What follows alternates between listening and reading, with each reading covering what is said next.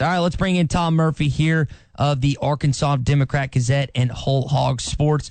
Tom, I think one of the pivotal parts of this football game come Saturday night is, can Kyle Pitts play or not? Would you say that's the biggest key to the game prior to it actually occurring, is his availability for Saturday night?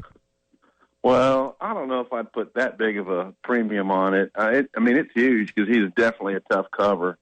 But also on the teams that have open dates before facing Arkansas, don't forget Florida didn't. So it will be 3 out of 4 opponents who had an open date. That's bad math on my part. Yeah.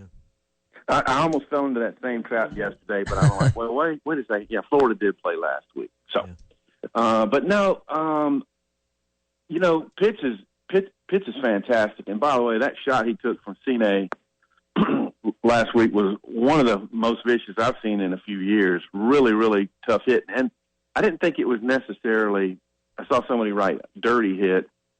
It just wasn't, it wasn't a legal hit, but it was a really hard hit. And, I don't know what level of concussion he got, but I'm sure he didn't practice very much this week. They've got great tight ends behind him.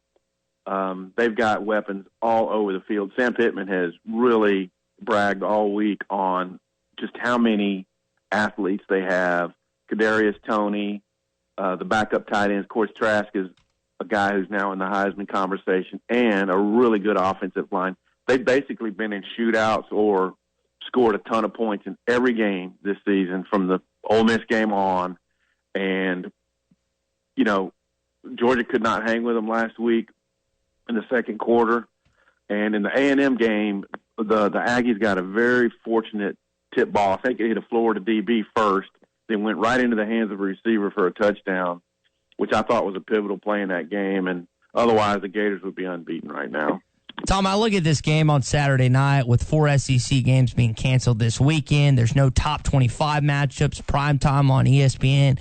This is going to be a weekend where a lot of people that have heard about the Razorbacks, them coming back, this will be their first time they'll actually watch the Hogs live in primetime. How important is that for so many eyes to be on the Razorbacks this weekend, and for this just to be a huge chance to prove the college football world that they might be back?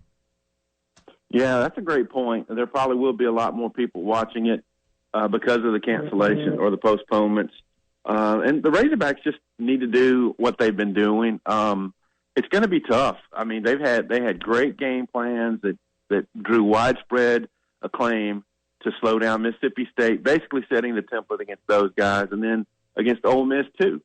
But in this game, they've got guys. I mean, I think Trask has the patience, and Dan Mullen has the skills to come up with ways, if Arkansas is going to do the drop 8, play the zone, to try to hurt them in the run game, or to do the check downs. I mean, guarding their running backs, Davis and that crew, out of the backfield, they killed Georgia with the wheel route last week. And I'm not sure who Georgia had on the backs. I'm not sure if it was a safety who had come down, or nickel, or a linebacker. But Arkansas's linebackers have got to be ready to run, and react to all kind of stuff. I mean, they're going to have to read plays. And Florida has all these different concepts that make you commit to something, and then they adjust in play. So they're going to be a really difficult cover for the Razorbacks, and the game's in the swamp. So I think Arkansas's offense is really going to have to come to play, and might even have to score into the 30s. Well, probably will, to have a chance to win the game. And I think 31's the most historically you've ever scored against the Gators. So, history's not on your side with scoring a lot of points against Florida because you haven't done it before. So when you look at this, we all know the situation with Sam Pittman. He's out, not going to make the trip. He's working virtually this week. We all like the words of comfort that everything's going to be fine. You got Barry Odom. He's got head coaching experience. He's familiar with Dan Mullen. This is a different situation than when you made the transition from Petrino to John L. We know that, but we all use kind of similar words of, it's going to be fine. The same players, the coaches will pick up where they left off, and it was a disaster at that point. I don't think this week's going to be a disaster, but I think we're glossing over that, when your head coach is gone, it's a problem. And, Tom, is there a chance for this not to go as well as people are hoping? Because you are playing the number 6 team in the country in their place. They win 85% of the time there the last 30 years. Arkansas's only beaten Florida one time since joining the SEC. This idea that everything's just going to be fine without Sam Pittman may not be as easy as some people would like to believe it's going to be. Well, I mean, I agree with you, but that they're a 17-point or 17.5-point underdog going in. Mm-hmm. I mean, so we're talking about almost a 3-touchdown underdog. I think from the belief standpoint and the understanding the schemes they're going to play and all that, they'll be okay. But they're up against a team who's got this great talent I was mentioning, mm-hmm. and it's going to be a hard deal to contain those guys. And then the added factor is that Odom comes down to the field, and I don't have any issues with how he'll call the game, how he'll use timeouts, the communication. But he's used to seeing the formations developing from the press box. Now, Michael Shearer is basically an acolyte of his. I mean, he is a protege, and I think people think very highly of Michael Shearer. But he's been sitting next to Barry in the press box. Now, he's got to see it and relay that to Barry Odom, and it does add a different wrinkle to the situation. And I think Dan Mullen, I think his legacy is going to end up being a really strong one in the SEC. He's kind of a lower key guy maybe than Urban Meyer and Steve Spurrier, but he's proven he can win at Mississippi State. He develops quarterbacks.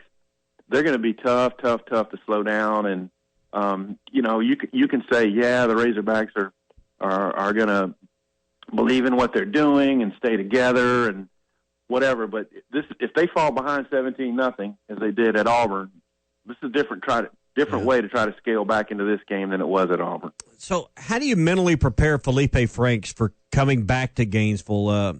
To me, that's a very delicate, tight wire you're walking here. You don't want to get him too high. You want to get him just right for game time. But it's a tough challenge here for Kendall Browse to make sure his quarterback is in the perfect spot at game time.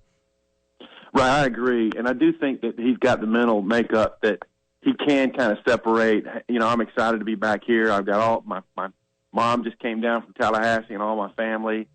He's got a bunch of friends on the other roster. I think he can separate that from executing the game plan. But, think back to when he was a Gator and the times you saw him, and I've done that a lot in the past week, some of the games he's been involved in.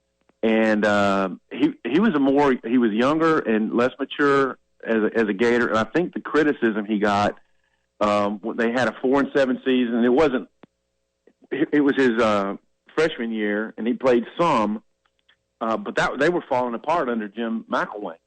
Now the next year they had a great year, 10-3, but when you're not down there, you don't see that some of the things that happened. He got booed.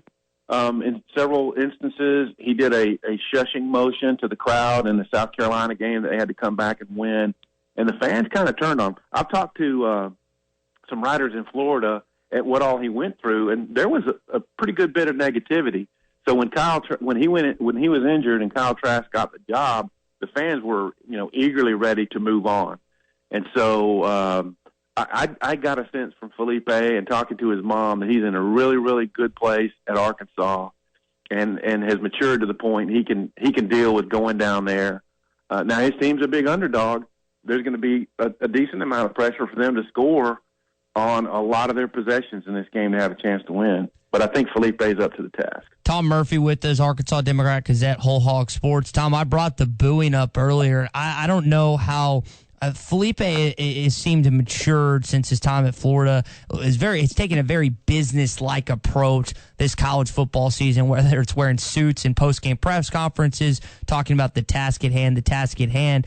But, Tom, you can't tell me that this game doesn't mean more to him based on what happened at Florida, him losing his job after the injury, the booing that occurred.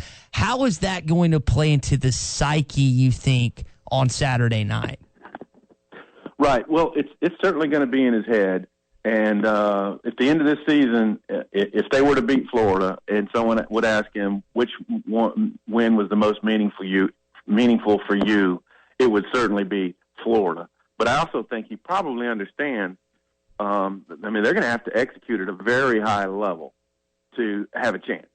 And a lot of that falls on his shoulders. I mean, I don't think he can take the number of sacks that he's been taking.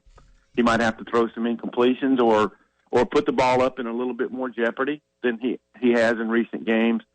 But just his 14-3 touchdown to interception rate right now shows you that he's matured on the field. He makes better decisions because he was 9-8 as a freshman and 24-6 as a sophomore. So I think he's mentally in a good place to go down there and deal with that. I just don't think he needs to try to do too much. He's got other weapons, and I think he'll be fully prepared to do that with Kendall Brow's guidance and his teammates' support. Yeah. All right, we'll let you go on this one. How concerned are you, or what's your level of concern when doing roll call tomorrow, particularly with the Razorbacks and any more fallout? We know Sam Pittman, obviously with the COVID situation. I think many of us feel it's hard to believe it begins and ends with just the head coach. How concerned are you? The university's been very tight-lipped about this stuff with the players. Are you expecting additional Arkansas personnel to be missing from this trip to Gainesville? Yeah, and there could be some auxiliary personnel he's around that we wouldn't necessarily know about. Yeah, but in terms of players, I think there's a pretty good likelihood that the contact tracing might have caught some guys up. I've asked for the numbers, and they're just not going to provide them this week. So we are going to have to do some head counts and roster comparisons when we get down there. But, it would be a stretch to think that not one player – I mean, he said not one player had tested positive yesterday morning on the SEC teleconference. But that doesn't mean that someone didn't get caught up in the tracing. And that's what – I mean, when you listen to the coaches yesterday on the call, that is really what has caught up a lot. Like Jimbo Fisher said, 2 players tested positive, but they got a bunch of dudes in quarantine. And so the same thing could be the case with the Razorbacks. Absolutely. Tom, we appreciate it as always, man. Enjoy the game, and we will talk on Monday, okay? Yeah, everyone have a great weekend. I'll be ready to break it down with you guys on Monday. Safe travels to Gainesville. Thank you. All right. Good always to hear from Tom Murphy again. Every Monday we get a recap. Every Thursday we get a preview, and he is one of the best.